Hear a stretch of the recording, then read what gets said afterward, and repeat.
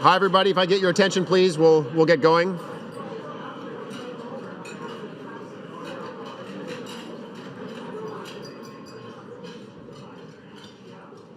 I hope you all enjoyed your lunch, and I'm sorry to be interrupting the conversation, but we've got a great program ahead, and we want to make sure there's plenty of time for it.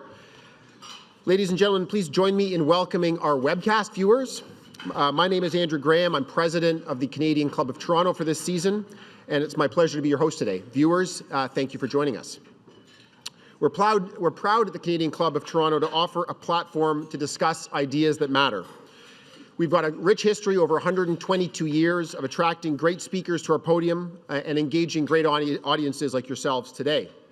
We work hard to bring not only a diversity of ideas, but a diversity of speakers as well. And we're keeping up with the digital age as well.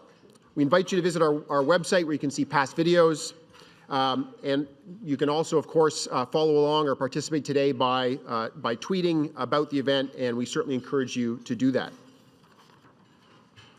Not only do we have great speakers, but that would not be possible without our great sponsors. And let me thank today's event sponsors, KPMG, represented by Armagan Ahmed, and McCarthy Tetro, represented by Awi Sinha. We appreciate your support.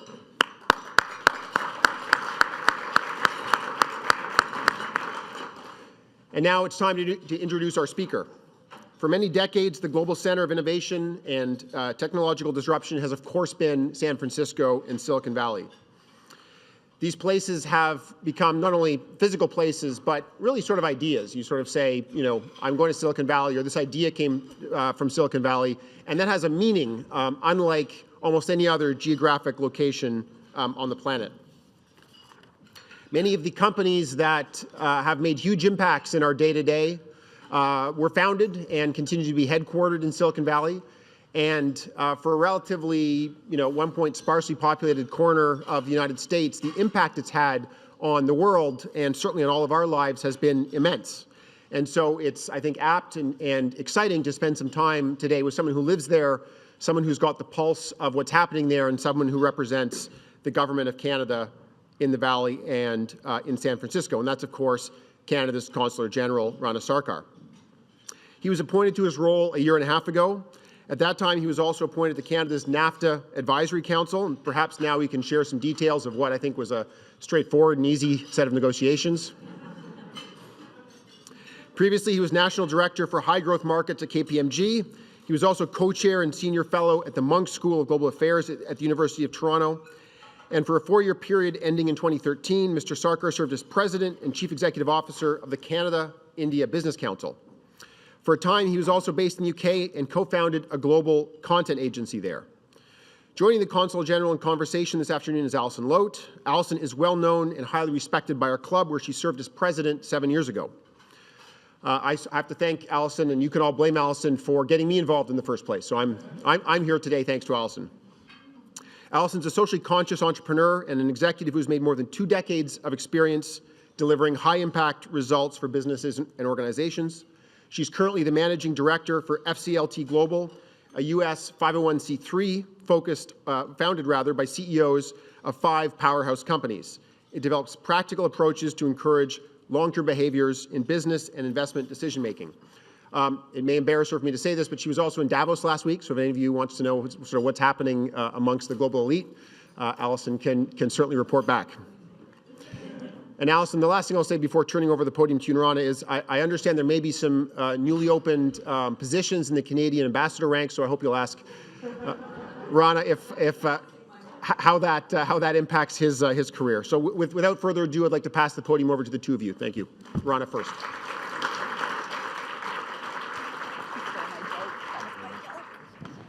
Thank you very much, Andrew, for that very kind introduction. It's lovely to be back in Toronto. The weather is perfect, by the way. And it's lovely to be back in this room, which so many important meetings and things that I've attended and learned a lot in this room. And it's important to be with you as well. Many folks here from various parts of the tech community, but also the policy and the business community more broadly. And I know that a few of you are going to feel the impulse at some stage to reach for your phone on average about 5 times before we're done today. And on average, I think that most of us reach for our phones about 150 times a day. And more on that later. And I know who you are, so don't worry about it. It's like, we're...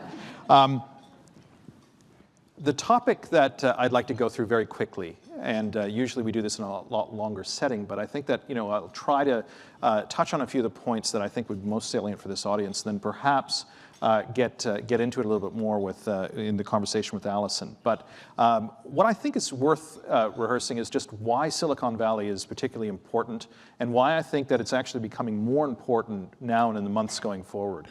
The other is that, what are the great challenges with Silicon Valley? I think that most of you have heard 2018 was the year of the techlash.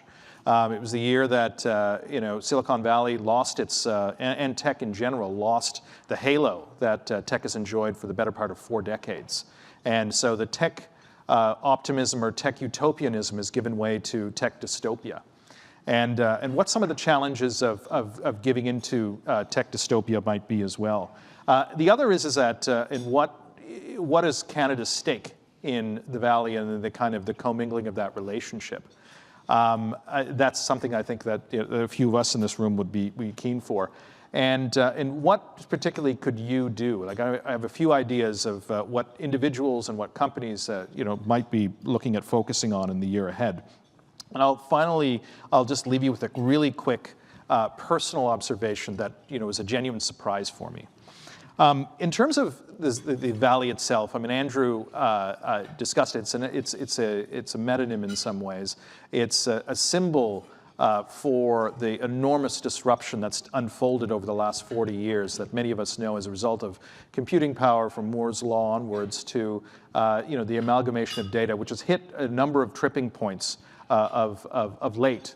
Which has caused an enormous disruption, both in terms of the creation of new value, but also in terms of the destruction of some old industries and some old ways of life. But also, most importantly, it changes virtually every industry we touch. Mark Andreessen had a great line that he used to talk about the Valley, and people used to say to him, well, either the Valley is everything, and tech is everything, or tech is nothing and it's overblown.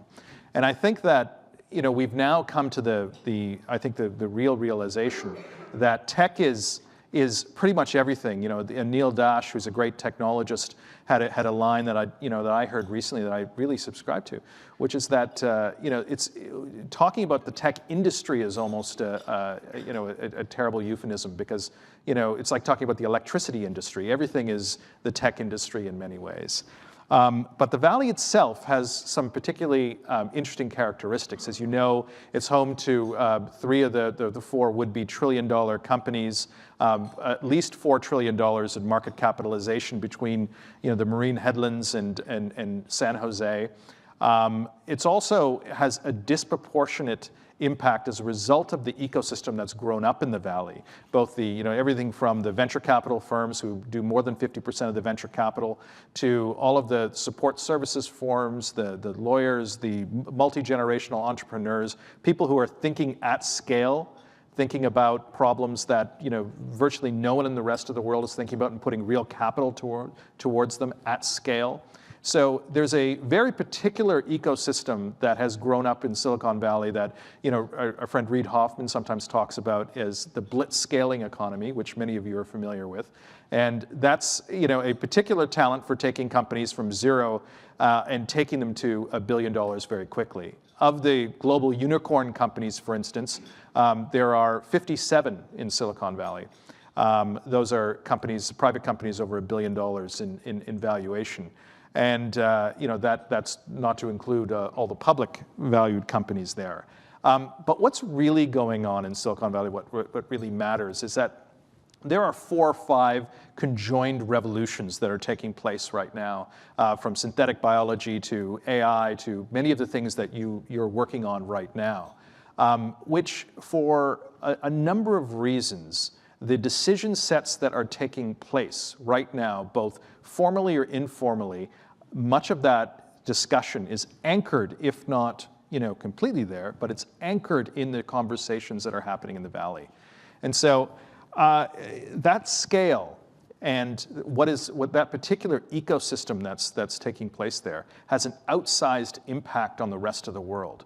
And now, particularly as tech becomes everything and as all of the industries that we're touching are being disrupted, it's incumbent for us, both as Canadians and other global players, to circulate through to ensure that you understand what's taking place, you have the relationships, you have the capacity to deal in the Valley.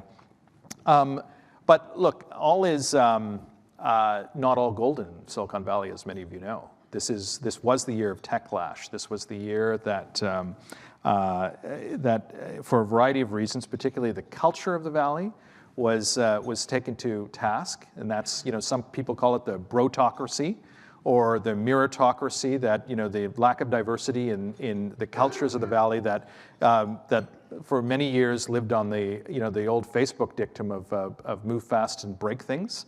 And the cultures of the organizations were immature, and perhaps needed a bit of a boost in terms of governance. And so that was where the criticism of the Valley, I think, started from, the Cambridge Analytica to the Equifax leaks to a number of the cultural issues that the major firms and the major platforms sort of came across, sort of spoke to that.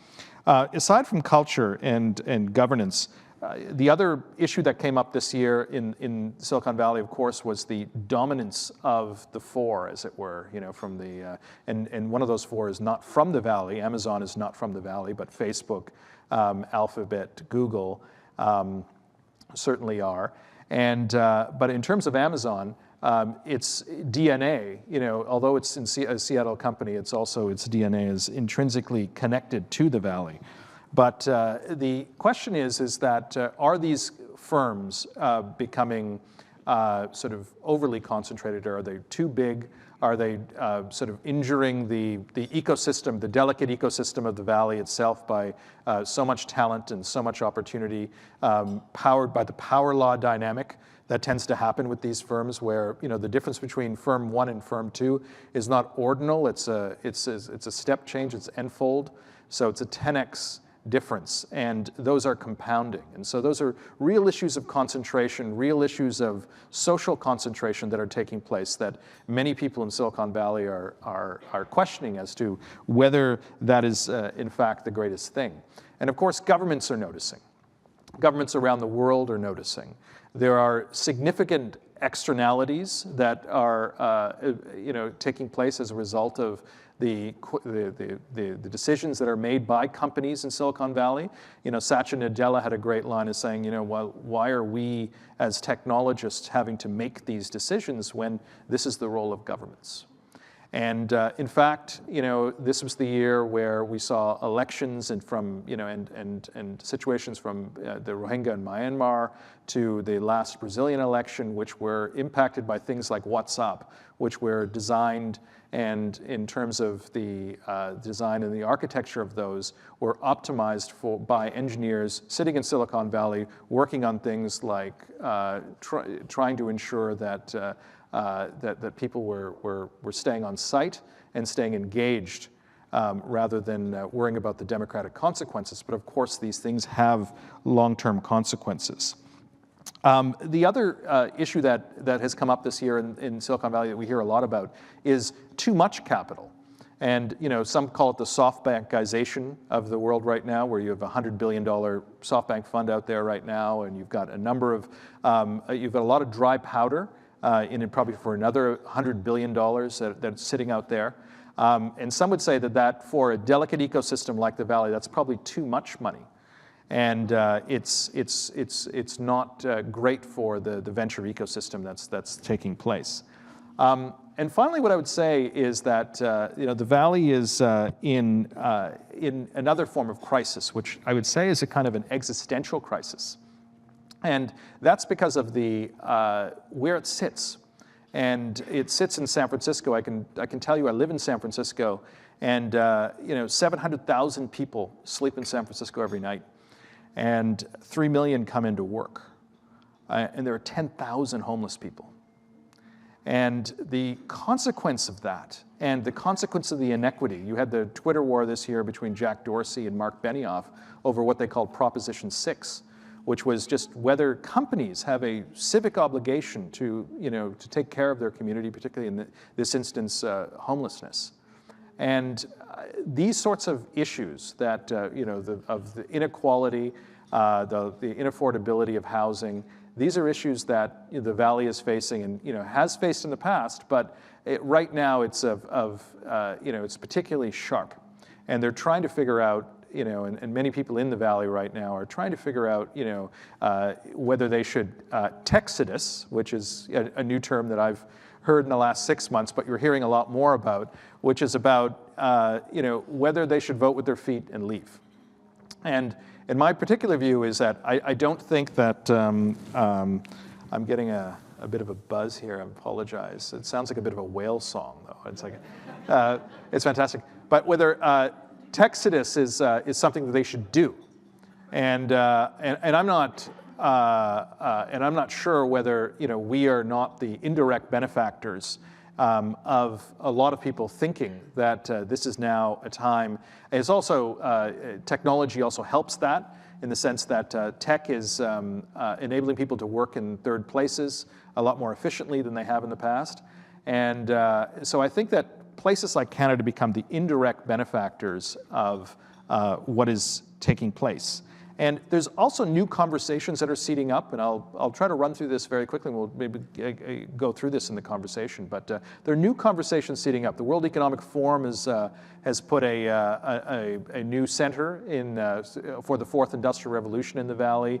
There's centers from the UN on looking at digital human rights, to Stanford University, to others. There are tables, formal and informal, where this conversation is taking place in terms of both digital rights, privacy, looking at all of those issues that we need to be present for. And for Canada, what I would say, always is that we are there offensively and defensively. We're there offensively in terms of ensuring that our Canadian companies are at the table and are fully availed of the opportunities that are happening, not just with the Valley, because we know that there are 5 or 6 centers around the world where the flow of ideas, capital, information, and people are starting to congeal around. And we need to ensure in Canada, and I think that policy is guided that way, that we are flowing through those places. We're making sure that our Canadian companies and our Canadian talent is able to flow through there. And so this idea in the Valley that we need to be present at those tables aggressively, making sure our Canadian companies are present. But there's also a defensive reason to be there. There are a lot of, as the fourth industrial revolution takes place, there's a lot of what I would call Bretton Woods style infrastructure being created right now. And these are decisions around, as done in the post-war era, these are decisions about what the standards should be, what protocols should be. Some of these things are happening informally, and others are happening in a more formal setting. We need to make sure that we are at the table as those decisions are being made. And so what I would say to this group is, think about in the back of your minds, I'm sure that many of you are already working on these issues, that as we start to get into some significant detail now, both politically and also in our own businesses, about things like data rights, privacy, what some people are calling the surveillance economy, or attention economics that underwrite the business models of many organizations.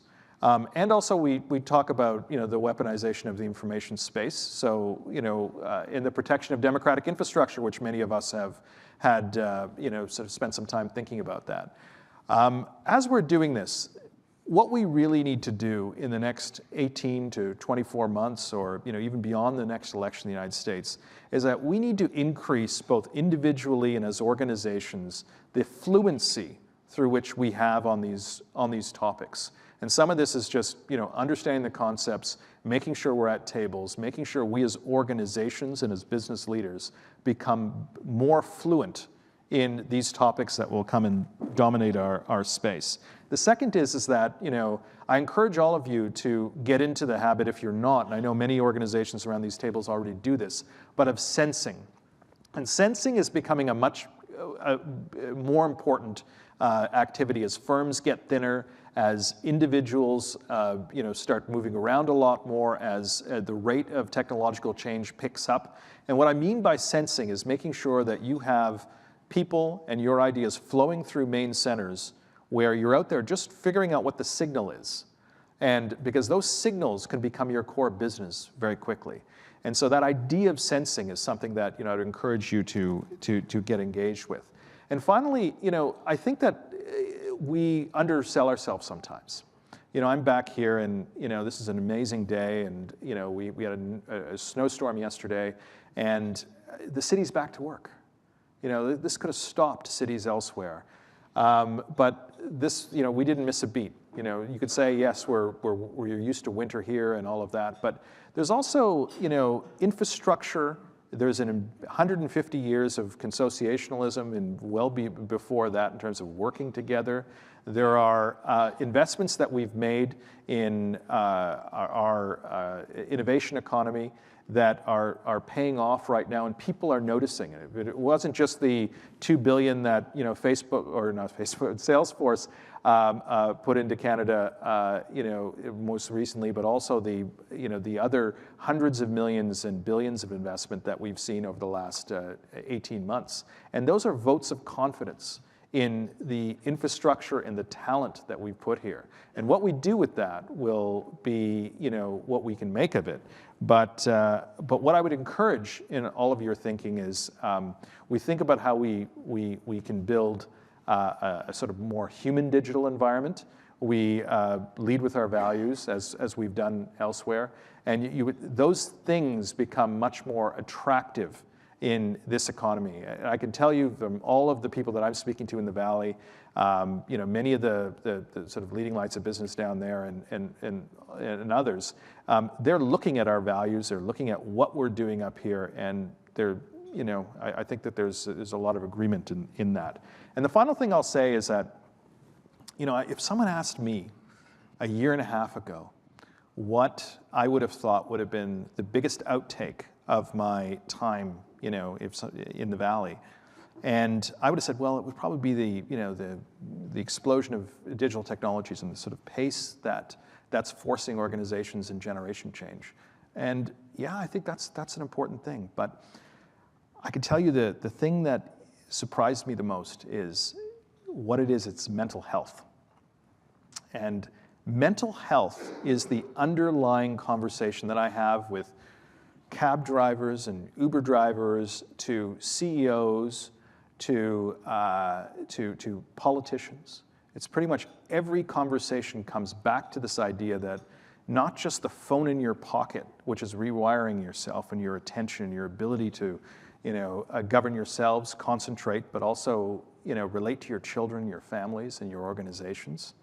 But the secondary effects of this 2 billion person experiment that we have around the world of what were these things in our pocket, but also the digital economy more generally, but also the fragile conversations and the rage and engage structures that we have in our societies right now.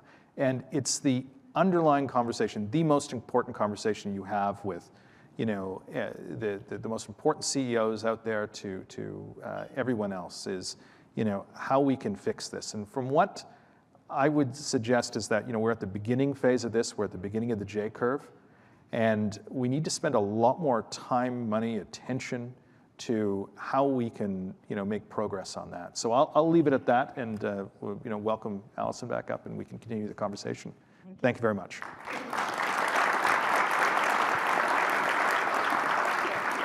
That's great. Hi, everybody. My name is Allison Load. I'm the decrepit past president from 7 years ago. Happy to be back. Can't believe how much time has flown. Rana, thank you very much for that very wide-ranging and thoughtful and provocative talk.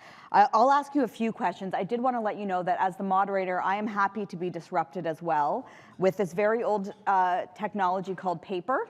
If anyone has any questions, please feel free to use that other technology, the pen, and bring them together and put it up, and someone will bring it around, and we'll try to get as many as we can. So Rana, as Andrew said, it's been a really interesting week for diplomats in Canada. Would you like to talk about China? Just kidding. No. I figured you might say that. You were appointed in 2007, so I think only 18 months or so. 17. 17 months, there you go. No, 2017. So. 2017, okay, well, so recently. And when you mentioned this in your remarks, when you were appointed, it was a time of great euphoria for technology. And in a relatively short period of time, it's almost gone 180 degrees in the opposite direction. I'm just curious how that has affected how you've approached your job. I'm sure when you went in 2017, you had a particular strategy and thought in mind, and I'm just curious if you can just talk about how you spend your day, how your approach might have changed given the changes in frankly, the industry you're working most closely with. That's a very interesting question. And so my career in some ways, I mean, Andrew briefly touched upon it, but it's kind of lent itself in some ways to this. I started my career in Asia after university and after grad school, working consulting and banking, looking at the sort of crisis points that Asia was going through in the 90s, and tech was becoming a much bigger component of that. And then in the UK, in those industries as well. And, I was in London during the first .com and spent a lot of time in the Valley during that period. And so sort of saw tech and the growth of tech and the kind of opportunity of tech. And, even someone sent me something about, 20 years ago, we were having very similar conversations to this. And so most of it was about tech euphoria at that stage. It was about the promise of tech. And so we've been at this for a very long time in some ways, and there's been some consistent threads, and and certainly it's the work that I've been doing when I was with the Canada-India Business Council or with KPMG. This was all about the tech disruption / the move to Asia, how that's all coming together to sort of change the world. I think that when I was taking on this role, the idea that tech is going to become a much more complex part of the equation. San Francisco and our office there is not Minneapolis. Like, this is not a standard thing to do. This is you are also being ambassadorial to countries or companies with 2 billion constituents. And there is who were just at that stage coming to a realization that they had political responsibilities. They had additional external responsibilities to their core mandate, and were growing. And so I think that when we were coming in, and of course we got waylaid by this thing called NAFTA that some of you may have heard of. And spent a lot of time working on that file, of course, which is also important. California, now the 5th largest economy in the world, surpassed Britain, and but also 1 million jobs in California are reliant on NAFTA. But tech was, and the way in which we build our infrastructure of sensing and building our relationship with government, it was something that was core to my mandate. So how do we start building that infrastructure up? And is it with people? Is it with trying to encourage the connectivity more? Is it building a bigger team? So all of those things have been part of this last 18 months. Has it been harder or easier than you expected it might be? That's a really interesting question. So I think it's been energizing, and I think that the things that I get to see and the people that I get to encounter, I mean, that's the other thing, is that when you're in dense, talent-rich environments like this, where you could have breakfast with and have 2 conversations about Mars. And not about the institution, but people actually going to Mars, and so these are legitimate conversations in the morning that are fully funded ventures. And so there's something exhilarating about being in environments where people are looking at really, really long-term, multi-billion-dollar efforts. But on the other hand, it's been challenging as well. I think living in the city of San Francisco, you're confronted every day by the social and economic challenges. Gavin Newsom, the governor of California, says California has always been the coming attractions for the rest of the North America, and so what I worry about when just living in San Francisco is that challenge between what we're seeing in terms of the real dynamism, the economic activity versus the social challenges that you're seeing as well. And that's something that as a community they're dealing with. And living in that community is not always the easiest, but it's exhilarating and it's an honor to be there. When you were talking about how to approach your job, you mentioned people. Silicon Valley or San Francisco area widely is home to a pretty substantial amount of Canadians, rumored at one point to be as high as 200,000, and then someone fact-checked that, and it was more like 50 or something. I think David Skoke fact-checked that and sort of did a great service. But the point is, that's a not insignificant number of people. Yeah. I'm curious if you can talk about that network. How strong is it? How real is that network, and how much of an asset might that be to our country? I think that it's a terrific asset. As you don't have to go far in California without someone telling you their Canadian connection story, and the Canadian connection is always you mentioned that number 300,000 previously, and of course it's not as high as that, but people with a broad connection to Canada, either through a relative, multi-generational, is very high. Also, you've got Canadians who are in the Valley who are circulating through, and so may not be there for very long, but have outsized impacts. From one of the co-founders of Uber to many of the leading lights and venture capital to people at the major companies. We Canadians crawl out of the woodwork all the time. It's kind of like Canadians in the music industry. Like from the Drakes, the Alicia Caras, and the Weekends, and Shawn Mendes. I mean, if you go to the Grammys, you think you're at a Canadian party. But often that's the same thing. If you go to many of the Silicon Valley events, you scratch the surface and you'll find a variety of Canadians. And they do stick together. I mean, C100 has been a very dynamic organization. It's done great service for the country. But I'd say that it also works generationally. The people who really excite me in the Valley are the people that are under 30. And I see them all the time. Like, they're Canadians who are, they're kind of Drake-like confident about, their Canadianism. They're not apologetic. They're building companies. Often they're building them, partly in Toronto or Montreal or Vancouver or Calgary, and partly in the Valley. And they're going back and forth. They're building their dev teams out here. They're, raising money elsewhere, and they're amazingly confident. And that, there's a group called the A-List that some of you may know, but there's just a really, really interesting swath of players there that are, a generation younger than me, but really inspiring. I would imagine there's probably a balance you have to hit between bringing U.S. tech companies to Canada, sort of importing, and then also there's probably a bit of an exporting role. How do you help Canadian technology or other companies succeed in Silicon Valley or California more broadly? Can you just talk about how you strike that balance, and in particular, knowing there's probably a lot of people in this room that are on the Canadian side of things, just advice on how they can be more successful as they're looking across the Great Divide? Sure, and I don't mean to underrate the enormous challenges of trying to attract a full stack developer in this city, which sometimes can be quite a challenge. And this is a challenge the world over. But I know that people building businesses, that's cold comfort for them, and so I don't mean to trivialize that issue. However, what I would say is that what people are excited in the Bay Area about what's happening in, say, a place like Toronto, is that we have hit a certain critical mass point. You've got endogenous growth that's taking place here. You've got talent from all over the world that's coming.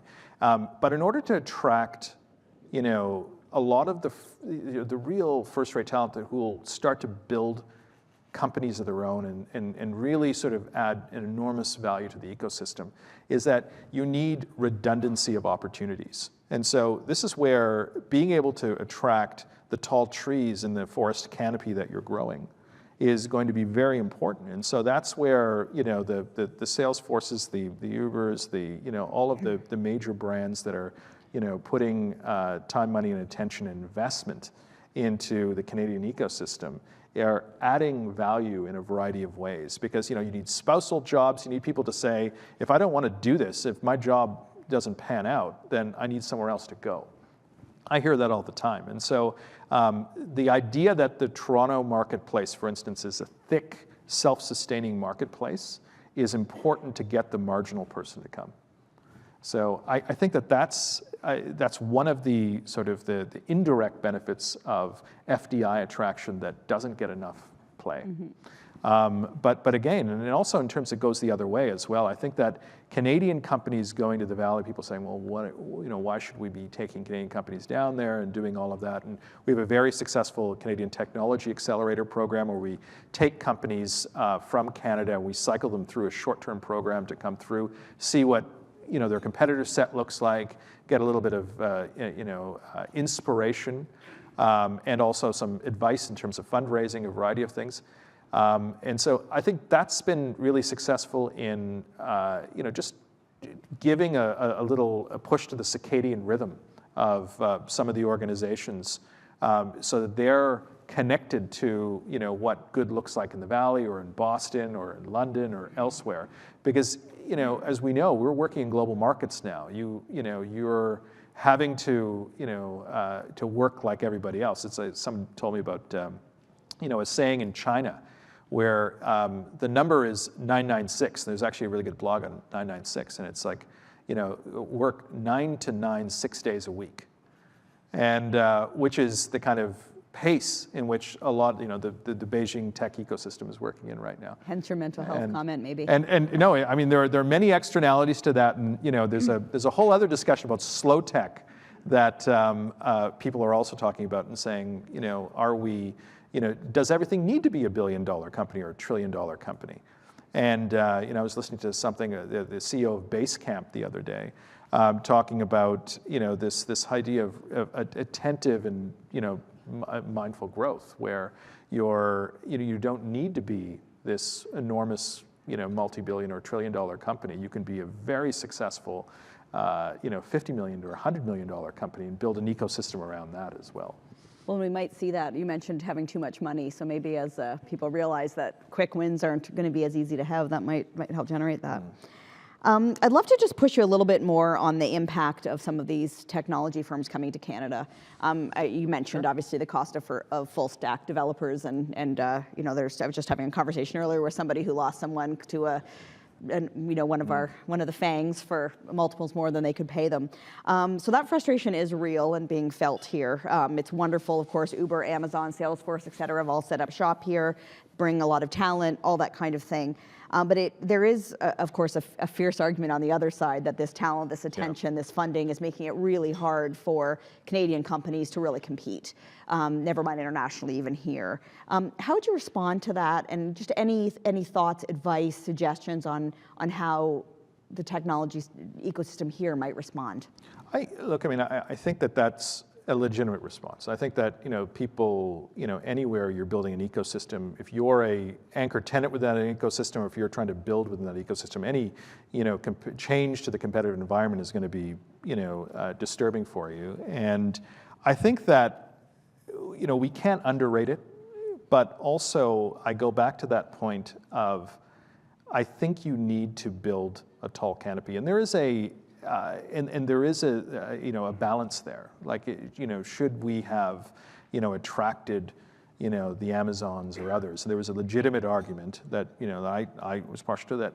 I don't know if that was the best call for a place like Toronto, for instance, or even a smaller center, to have had a disproportionate anchor tenant in that fashion. And I think that this is where, when you're building an ecosystem, this is where, FDI, not all FDI is the same.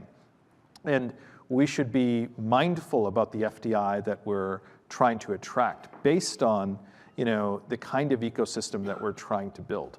And that's different in every city as well. Like, this city is a different mix than what we should be looking at in a place like Montreal or in Calgary or Vancouver, for that matter. Do you see any, I don't want to say hope is probably not the right word, but think about the smaller centers. All the cities you've met, you are obviously a Canadian Consul General to Northern California, whatever the full title is. And a lot of these jobs are coming to a couple of cities. Yeah. How do you think about that? How do you balance that? How do you think about the Londons, the Niagaras, pick your Saskatoons, pick your small and medium-sized cities. How do they factor into all this? Well, that's very interesting. I mean, we push, we have this discussion all the time with our investment attraction folks about how, there's another thing going on I think in investment attraction and the investment landscape nowadays. And some of it's enabled by remote working, some of it's enabled by a whole set of lifestyle decisions that people are making. People talk about slow tech, I mean, that's one way of looking at it, but there's also, this reflex against that thing in your pocket and the kind of acceleration of the culture that's coming with that is this other move towards, not just mindfulness or, call it what you will. You see a lot of this, this counterpose, as they would say, in the Valley, for instance. But, should we live in different cities that are, or smaller centers? And so you could legitimately create and you see this in the United States all the time, right? You're seeing people moving to not just Denver, but like further afield, or not just Austin, but outside of Austin. And, so you're creating these web-enabled or largely virtual businesses, with employees living wherever they are, and because they're not coming together physically. So ultimately, it's an opportunity. The idea of Niagara is a perfect one. I can tell you, my in-laws live in Sarnia, and the type of companies that are coming back to Sarnia, it's changed in terms of a mix, but you're also seeing a lot of young professionals come back because they can live and work in Sarnia quite reasonably. It's a great place. There's a wonderful Y. There's like nice there's an lake. Amazing, nice lake with great infrastructure. Clean. And it's clean. And, but you can also run your virtual business from there. And so, and if you talk to firms like Salesforce, for instance, the great thing about something like Salesforce is that they, part of their whole identity is that, they're building a set of credentials for people that would enable them to actually work virtually from a whole variety of places. Mm-hmm. And so, one of the great benefactors of some of their investment could be in places like New Brunswick or in, other places that are not the traditional centers, so they won't be competing for the same, full stack developer jobs that, folks around here are. Coming back to Toronto, one of the highest profile projects, arguably, that this city has seen is Sidewalk Labs, which is a subsidiary of Google, Alphabet, whatever the subsidiary of Alphabet, that's building a smart city on the eastern waterfront. In a relatively short period of time, that went from being a very lauded project to one where a lot of questions were raised about the governance and how decisions were being taken. I'm just wondering if you can talk about whether, if this is a good way for Canada to approach our relationships with some of these companies, or are there things that we might learn from that process that we could apply to other relationships that we may develop with other firms in the future? Yeah, it's a terrific question. I think that these are the sorts of questions that are being negotiated in real time. And I think that, the companies, you could equally ask that question, to Sidewalk Labs or to Alphabet. Could they have learned, what would they have learned or approached differently had they, come to this in, 2019 and not 2016 or 17? And I think that they would have also, changed their viewpoint in terms of what's going on. But I think that the broader envelope of these questions are that, the idea of where data lives, what it does, what the kind of economics and the citizenship basis that underlies, sort of data flows, are going to become much more contested issues in the public sphere and even in the private sphere.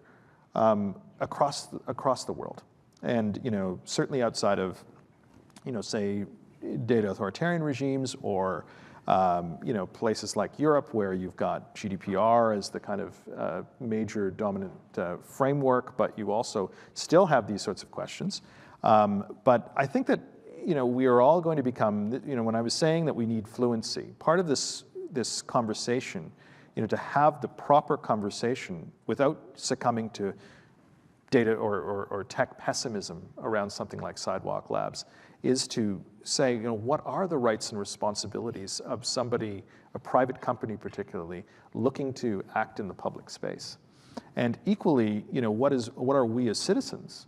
What should we be asking of private companies? And how should government, on the third part of that, what should government be looking to do? And what kind of literacies are we going to be required for government to do that? And I think that the thing about Sidewalk Labs, and in my personal view, is that the challenge that that the project or they're facing is a conversation that would have happened in any Western city, where because it was more a conversation of the times than it was specific to Toronto. But we should use this opportunity as a real learning. Yeah, but we should be using this opportunity as a learning process. And I know that there are many people in this room that are engaged in that, and I wish them well on that. Okay, last question, because I'm getting that. No more time for questions. Okay, this is a yes/no question from the audience. The two biggest world markets for cannabis are California and Canada, which I did not know. Do you see a time when there will be a true world cannabis market? Probably. Or probably. Yeah, probably. Well, on that note, probably. Everyone, please join me in thanking Rana for such a fascinating conversation. Thank you. That was from Jay. That was great. It was fun. Thanks.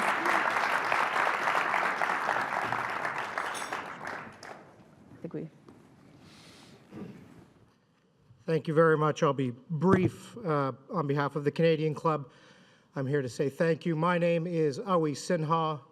I'm a lawyer. I apologize. Consul General Sarkar, or as I like to call you, Your Excellency.